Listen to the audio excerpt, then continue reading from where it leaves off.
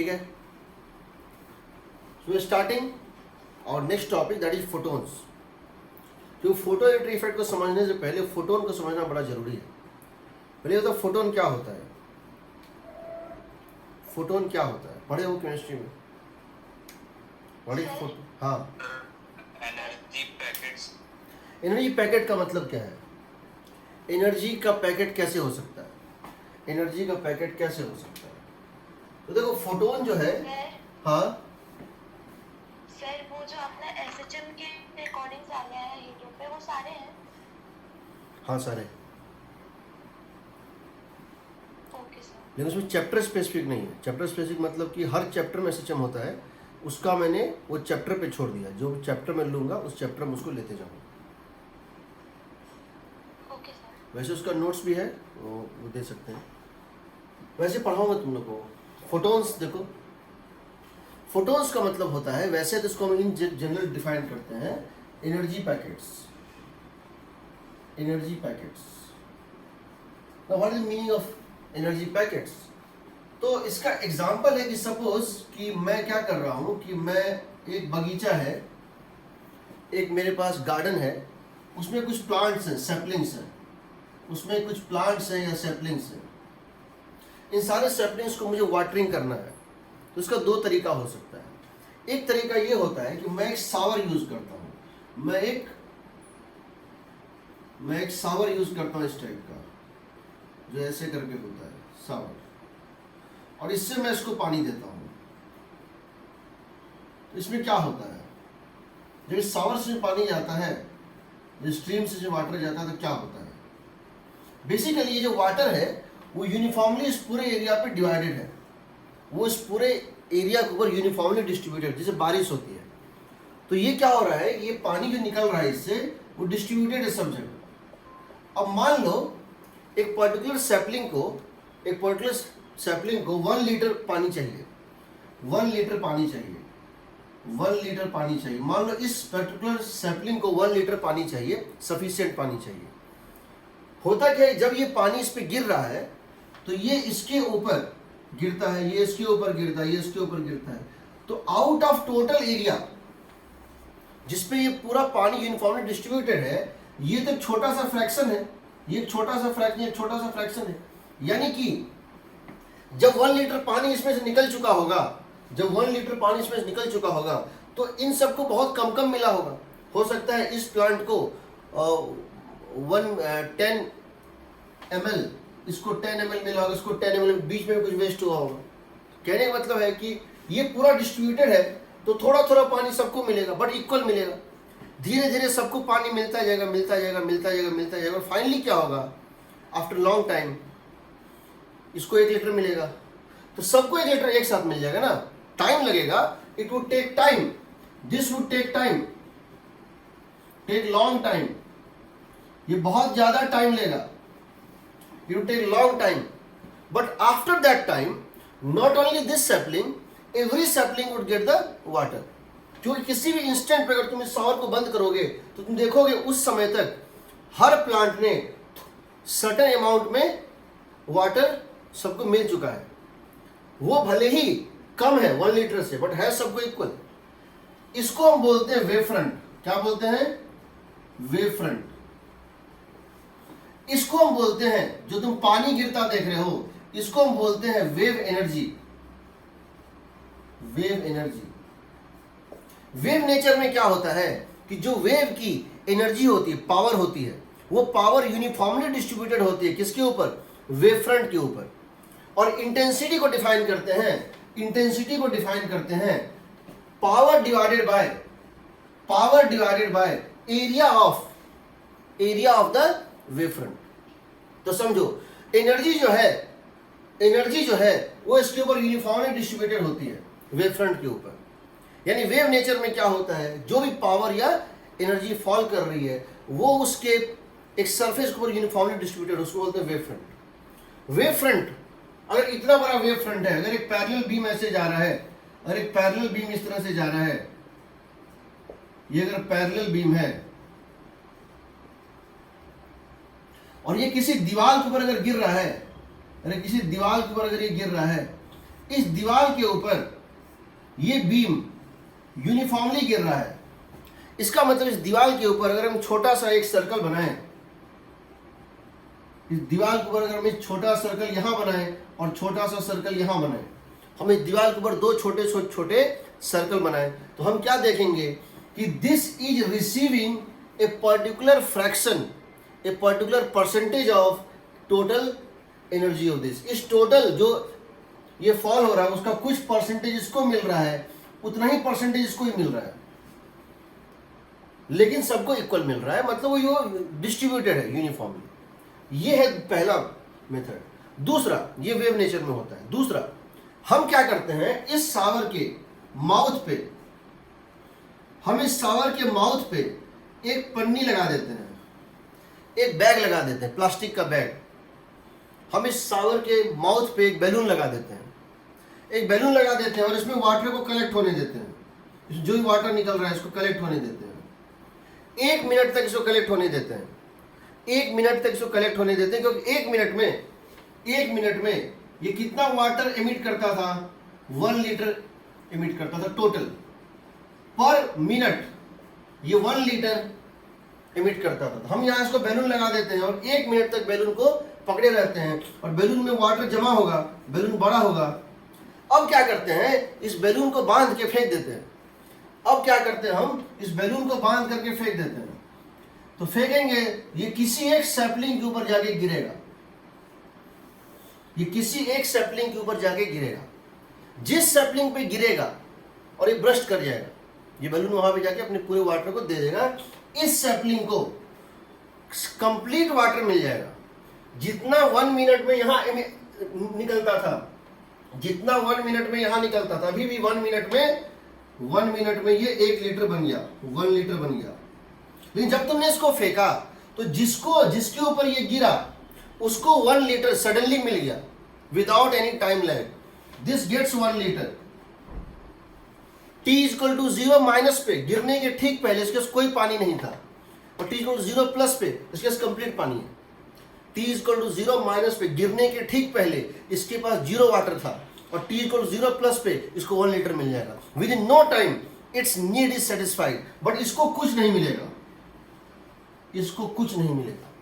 यानी जो एनर्जी यहाँ पे डिस्ट्रीब्यूटेड फॉर्म में वेव फ्रंट पे गिर रहा था, ये 1 मिनट में जितना एनर्जी यहां से पास होता, 1 मिनट में यहां से जितना भी एनर्जी पास होता, ये सारा का सारा एनर्जी कंसंट्रेट हो गया और एक ही पॉइंट को मिल गया, बगल वाले को कुछ नहीं मिला। कहने का मतलब है ये पूरा का पूरा कन्वर्ज होके सिर्फ इसको मिल जाए, अगर इसको कुछ ना मिले, हम कहेंगे ये फोटोन नेचर। दोनों में एक चीज पे एग्रीमेंट है, the net water supplied in a certain time is same, but mechanism अलग अलग है। एक में कंटिन्यूसली गिर रहा है और एक में पहले वो एक साइज लेता है और फिर वो साइज एक मुश्त मिलता है। ये जो साइज दिख रहा है, दिस इज इनडिस्ट्रक्टिबल। ये जो बैलून तुमने फेंका 1 लीटर का, दिस इज इनडिस्ट्रक्टिबल। मतलब तुम इसको पार्ट में नहीं कर सकते हो।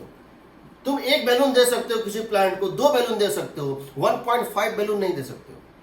अब तुम क्या करो, तुमने इसको फेंक दिया, फिर दूसरा बैलून लगाया, चार्ज अब क्या किया, एनर्जी को एक्यूमुलेट होने दिया। अगले 60 सेकेंड तक, 1 मिनट तक कोई यहां से एनर्जी नहीं जाएगा। यहां कंटिन्यूस जा रहा था, बट यहां पर हर 60 सेकेंड के बाद एक बैलून निकलेगा, बट बिटवीन 2 बैलून एक गैप होगा, उसमें कोई एनर्जी नहीं निकलता। उसको बोलते हैं फोटोन नेचर। यहां वाटर लिए हैं, उसके बदले हम क्या लेंगे, एनर्जी लेंगे ई। तुम इसको इस तरह से भी समझ सकते हो, अगर मैं एक टैप खोल देता हूं, नल, अगर मैं एक टैप को खोल देता हूं, इसमें से पानी अगर गिर रहा है, एक नल में से पानी गिर रहा है, नल में से पानी गिरने के 2 मेथड हैं। एक मेथड होता है एक स्ट्रीम की तरह गिरे, एक मेथड होता है ये एक स्ट्रीम की तरह गिरे। ये एक स्ट्रीम है, वाटर स्ट्रीम है।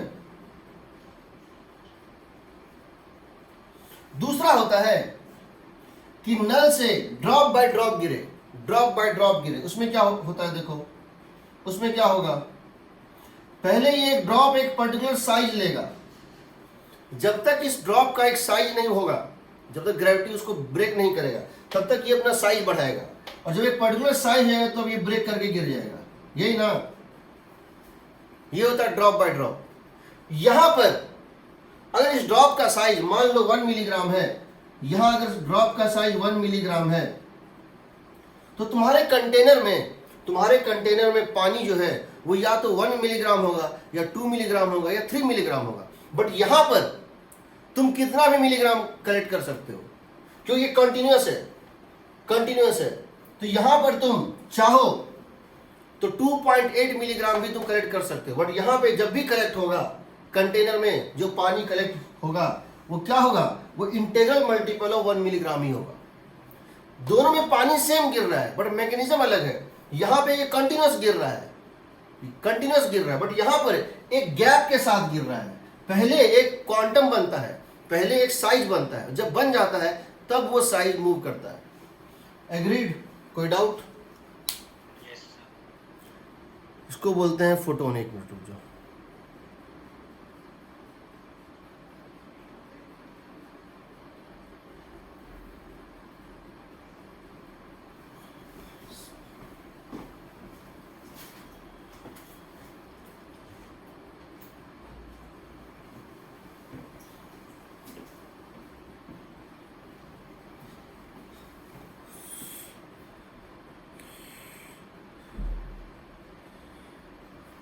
ठीक है, चलो अब ये तो थोड़ा इसका हो गया कि और हम देखेंगे ये चीज क्यों आया। कुछ ऐसे एक्सपेरिमेंट्स थे जिसमें ये चीज हो रहा था। जब फोटो इलेक्ट्रिक इफेक्ट होता है, याद रखना, जब फोटो इलेक्ट्रिक इफेक्ट होता है तो अगर 4 इलेक्ट्रॉन खड़े हैं, अगर 4 इलेक्ट्रॉन मेटल के अंदर हैं, 1 2 3 4 इलेक्ट्रॉन है, इसको लाइट मिलता है, होना ये चाहिए कि सबको लाइट मिल रहा है, सबको थोड़ा थोड़ा सा उसका एनर्जी ग्रो करेगा और फाइनली सब निकल जाएगा। होता ऐसा नहीं है, होता यूं है कि ये 4 इलेक्ट्रॉन थे, ये निकल गया सडनली, बाकी दोनों को पता भी नहीं चला। इसको 0 मिला, इसको 0 मिला और ये सडनली निकल गया। सडनली निकल गया मतलब क्या है, जितना एनर्जी पूरे वेव फ्रंट पे था वो एक हो गया, इसको मिल गया, विद इन नो टाइम ये निकल जाता। इसीलिए वहां पे इसको लाना पड़ा। एक्सपेरिमेंट्स वेव नेचर को सपोर्ट नहीं कर रहे थे, सब बताएंगे। ऐसा ही क्यों हुआ कि वहीं पे या उसी पार्टिकल, क्या हुआ, उसी पार्टिकल पे क्यों कर, उसी पार्टिकल पे क्यों गिरा, इसका भी कारण है। प्रोबेबिलिटी पढ़े हो ना? Yes sir. प्रोबेबिलिटी जो मैथ में पढ़ाया जाता है वो गैम्बलिंग के लिए नहीं पढ़ाया जाता है, उसका यूज मैथ में है। मैथ में जो चीज़ पढ़ाया जाता है फिजिक्स के कारण नहीं पढ़ाया जाता है। बताऊंगा क्या होता है। चलो अब देखो फोटोन क्या होता है, फोटोन दिखता कैसा है, उसका नेचर क्या होता है।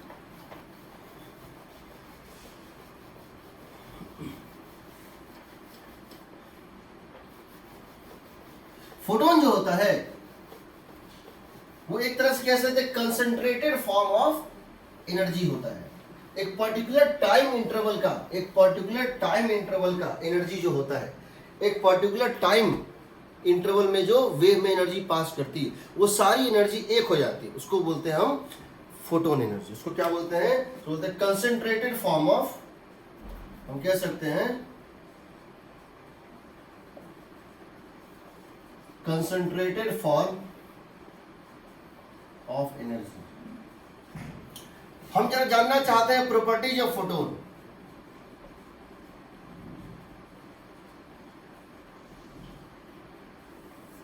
पहला, फोटोन जब चलता है तो अपने साथ 2 चीजें कैरी करता है, एनर्जी और मोमेंटम। क्या करता है, एनर्जी और momentum. Photon carries energy and momentum, energy and momentum with it.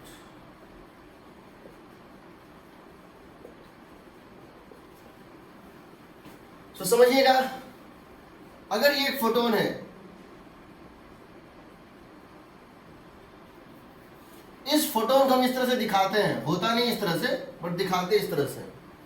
इस फोटोन की क्या क्या प्रॉपर्टी है, एक है इसकी एनर्जी E, एक है इसकी मोमेंटम P, एक है इसकी वेलोसिटी C, एक है इसकी फ्रीक्वेंसी म्यू, एक है इसकी वेवलेंथ लैम्डा, ठीक। और भी होता है इसका प्रॉपर्टी, इसका पोलराइजेशन का प्लेन होता है, बहुत सारा चीज होता है, बट ये मेन चीजें हैं। समझिए ये जो स्पीड होता है c, स्पीड इन वैक्यूम,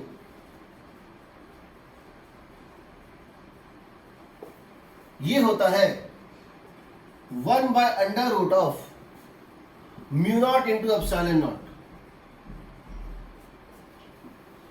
जिसकी वैल्यू आती है 3 × 10⁸ मीटर पर, लगभग slightly less than 3 × 10⁸ metre per second. और ये जो वेलोसिटी होती है वो फ्रेम इंडिपेंडेंट होती है, this is frame independent.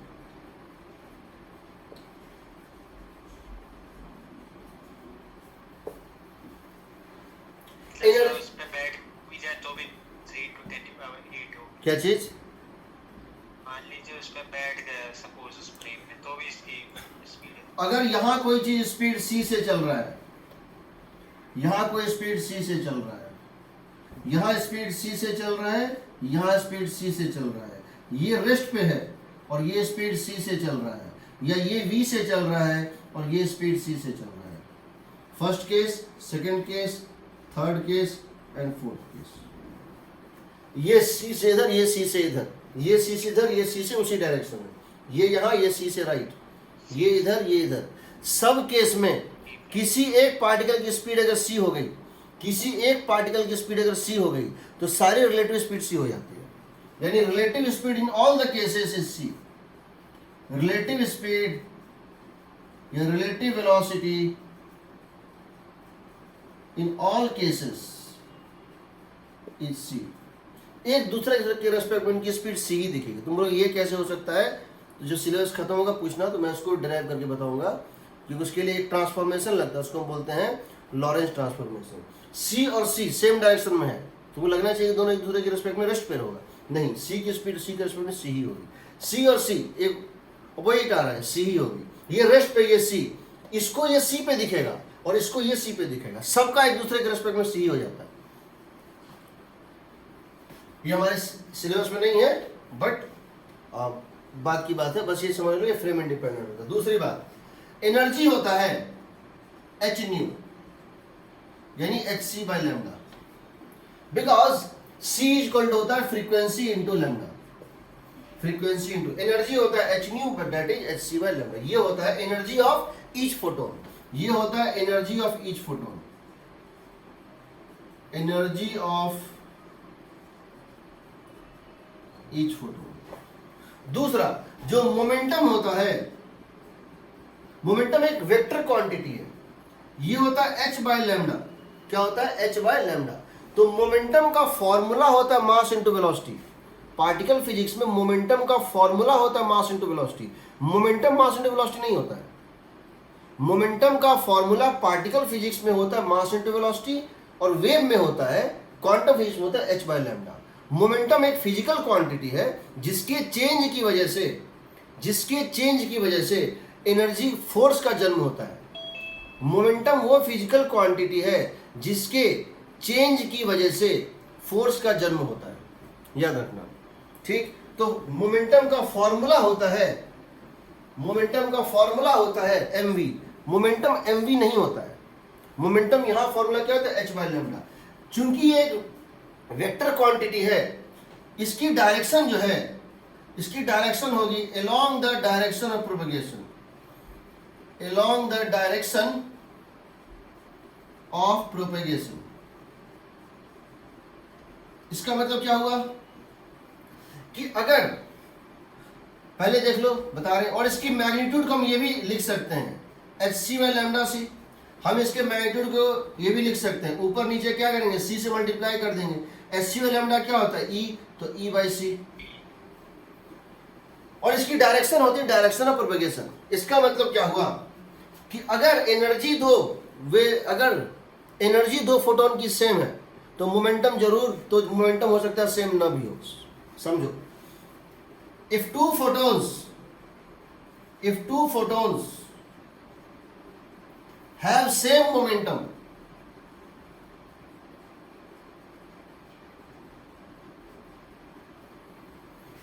they must have same energy. They must have same energy. सही है. But if two photons have same energy, they may not have same momentum. They may not have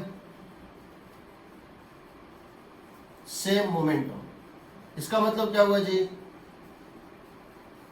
इसका मतलब ये हुआ कि मान लो, इसका ये हुआ कि मान लो कि ये एक फोटोन है और ये दूसरा फोटोन है, दोनों की लैम्डा सेम है. ये दो फोटोन है, एक राइट चल रहा है फोटोन और एक ऊपर चल रहा है फोटोन, बट दोनों की लैम्डा सेम है. क्या एनर्जी दोनों की सेम है? बिल्कुल, hc by lambda, hc by lambda. लेकिन क्या दोनों की मोमेंटम सेम है? नहीं है. इसकी मोमेंटम है h बाय लैम्डा, इसकी मोमेंटम है h by lambda I cap, और इसकी मोमेंटम है h by lambda J cap, है ना?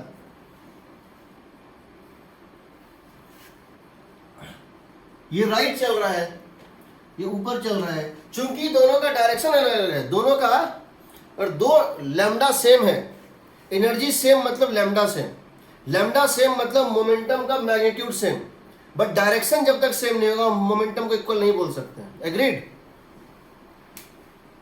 यस. ठीक. तो याद रखना, एनर्जी एक फोटोन का होता है hc by lambda by h new, और चूंकि जब भी फोटोन एमिट होगा तो एक फोटोन होगा या दो होगा या तीन होगा, वो इंटीग्रल मल्टीपल में होगा. तो total energy carried by group of photon is integral multiple of h by lambda, h c by lambda. तो हम यहाँ ये भी कह सकते हैं total energy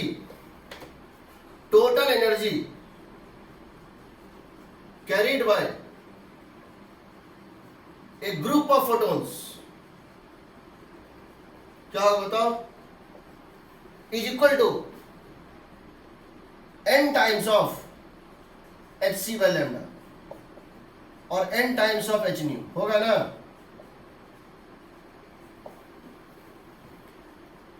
total energy carried, क्योंकि तुम या तो एक बैलून फेंक सकते हो या दो या तीन, तुम 1.5 बैलून या 1.4 बैलून नहीं फेंक सकते हो.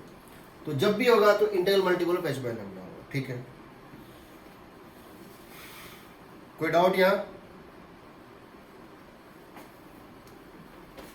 अब मुझे ये बताओ, फोटोन का रेस्ट मास कितना होता है? 0 होता है. तो जब उसके मास ही नहीं है तो मोमेंटम कैसे कैरी कर सकता है और एनर्जी कैसे कैरी कर सकता है?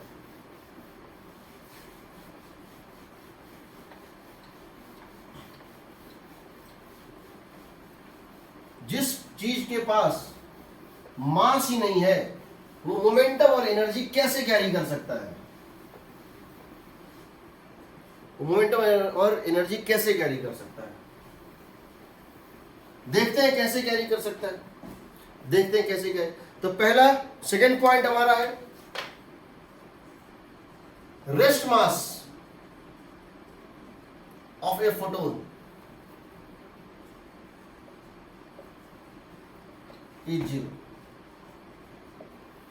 मोमेंटम, अगर फोटोन चल नहीं रहा है तो वो है ही नहीं, मास ही नहीं है, उसकी मास 0 होती है, रेस्ट मास 0 होती है. डायनेमिक मास जो होता है, डायनेमिक मास जो होता है, डायनेमिक मास का मतलब है मास ड्यूरिंग मोशन. ये कैसे निकालते हैं? E is equal to mc square, E is equal to mc square according to Einstein equation. But E की वैल्यू होती है यहां पर h nu mc square. h nu का mc स्क्वायर से इक्वेट कर दो, यहां से आ जाएगा m is equal to h nu by c square, जिसको तुम ये भी लिख सकते हो, h into c by mu को लिख सकते हो h bye c lambda, c is equal to mu lambda और mu is equal to c by lambda. हाँ ठीक है, ठीक है. ये होता है इसका डायनेमिक मास. जब वो चल रहा होता है कैसा बिहेव करता है, उसका mass h nu by c square के इक्वल, वो उसका डायनेमिक मास इक्विवेलेंट होता है, वो उसका डायनेमिक मास होता है, ठीक है ना। क्वेश्चन है कि जब इसका रेस्ट मास जीरो है तो ये एनर्जी और मोमेंटम कैसे कैरी करता है। तो इसका एक्सप्लेनेशन आता है आइंस्टाइन के रिलेटिविटी थ्योरी से। क्या आता है, आइंस्टाइन ने कहा था, एज पर आइंस्टाइन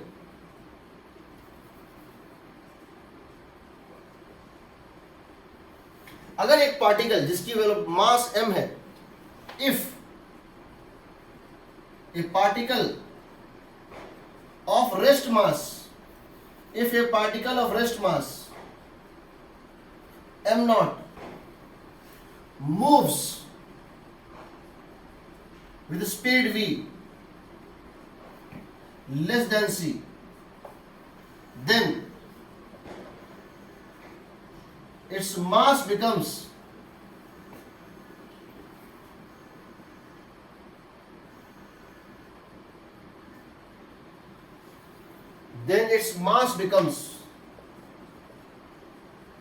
देखो m is equal to m not by under root of v square minus c square 1 minus v square by c. उसका कहना है कि जब कोई पार्टिकल चलता है तो उसकी मास बदल जाती है। m is equal to m naught था rest mass by under root v square. हमको ये नहीं दिखता है क्योंकि हमारे डे टू डे लाइफ में वेलोसिटी बहुत छोटी होती है, बट अगर velocity comparable to speed of light हो तो मास बढ़ जाता है, ये उसने कहा था।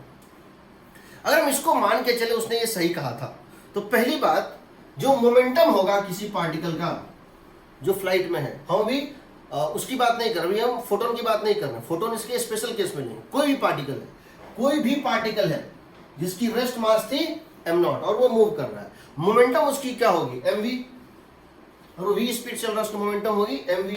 m को डाल दो यहां से, कितना है बताओ, m not into m not by under root of 1 minus v square by c square times होगा। एनर्जी क्या आ जाएगी इसको बताओ, एनर्जी कितनी हो जाएगी, एनर्जी हो जाएगी, energy would be going to be equal to half, energy कितनी हो जाएगी बताओ, energy would be equal to, और उसका कहना था एनर्जी हो जाएगा mc स्क्वायर। mc स्क्वायर मतलब है m not by 1 minus v square by c square into c square. अब ये बताओ अगर उसका रेस्ट मास जीरो नहीं है, अगर उसका रेस्ट मास जीरो नहीं है और उसकी velocity equal to speed of light है, अगर उसकी रेस्ट मास, तो ये दोनों आ गया हमारे पास एक्सप्रेशन, एनर्जी कितनी हो जाएगी, इनफाइनाइट हो जाएगी, ठीक है। तो अब हम चलो ये समझने की कोशिश करें, अगर हम इसको ये समझने की कोशिश करें कि अगर रेस्ट मास है सपोज, चलो if rest mass is zero, if rest mass is zero energy would B zero and speed, if rest mass is zero and speed is less than c, तो क्या होगा, मोमेंटम कितना होगा, energy कितना होगा। अगर रेस्ट मास जीरो है, अगर रेस्ट मास जीरो और speed less than speed of light है, यानी ये टर्म डिफाइंड है, अगर v लेस देन c है यानी ये टर्म डिफाइंड है, ये जीरो है, मोमेंटम कितना होगा, जीरो, तो जीरो होना चाहिए, एनर्जी कितना होगा, जीरो। इसका मतलब कोई भी मासलेस पार्टिकल, चाहे वो फोटोन हो, चाहे वो न्यूट्रिनो हो, चाहे एंटी न्यूट्रिनो हो, चाहे कॉस्मिक कोई पार्टिकल हो, कोई भी पार्टिकल हो यूनिवर्स में, अगर वो मासलेस है, उसकी रेस्ट मास जीरो है और वो अगर स्पीड ऑफ लाइट से कम स्पीड से चल रहा है, स्पीड ऑफ लाइट से कम स्पीड में चल रहा है, चाहे वो 99% ऑफ लाइट ऑफ स्पीड, चाहे ये स्पीड v 0.99 c ही क्यों ना हो, अगर c से कम स्पीड है तो वो एनर्जी और मोमेंटम कैरी नहीं कर सकता। Therefore, a massless particle moving with even 1% speed, even 1% less than the speed of light, even 1%, खाली ये डिफाइंड होना चाहिए, ये इरेशनल नहीं आना चाहिए, इमेजिनरी नहीं आना चाहिए। v सिर्फ लेस हो जाए c से, कितना भी लेस हो उससे फर्क नहीं पड़ता है, चाहे वो 3 लाख किलोमीटर पर आवर से 1 मीटर पर सेकेंड ही कम हो, वो मोमेंटम कैरी नहीं करेगा। If A massless particle moving with speed, therefore a massless particle moving with speed less than c cannot carry any energy or momentum.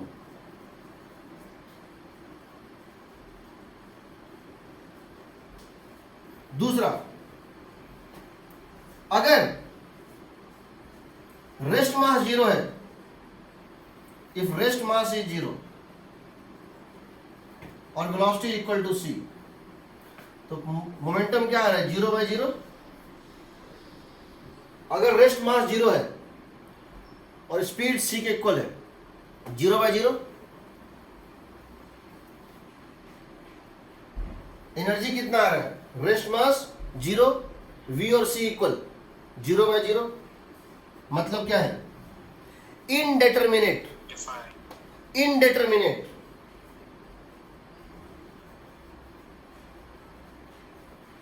They can take any value. Indeterminate का मतलब यानी कि not defined है, हम calculate नहीं कर पा रहे हैं। इनडिटरमिनेट का मतलब है हम कैलकुलेट नहीं कर पा रहे मैथमेटिकली, बट कुछ भी हो सकता है। So still possible, therefore possible.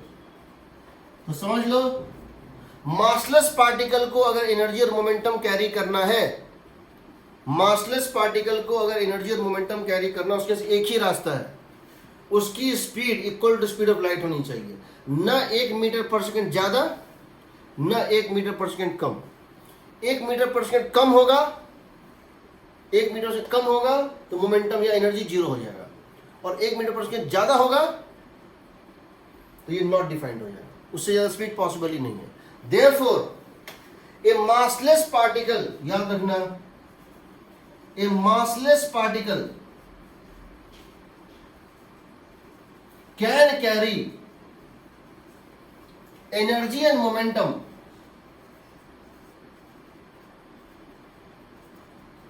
only if its speed is equal to c। उसको अपना स्पीड लाइट के स्पीड के इक्वल करना पड़ेगा, और कोई रास्ता नहीं उसको। तो यहां कोई कंट्राडिक्शन नहीं है, हो सकता है यहां कोई कंट्राडिक्शन नहीं हो सकता है, ठीक है। कोई डाउट यहां?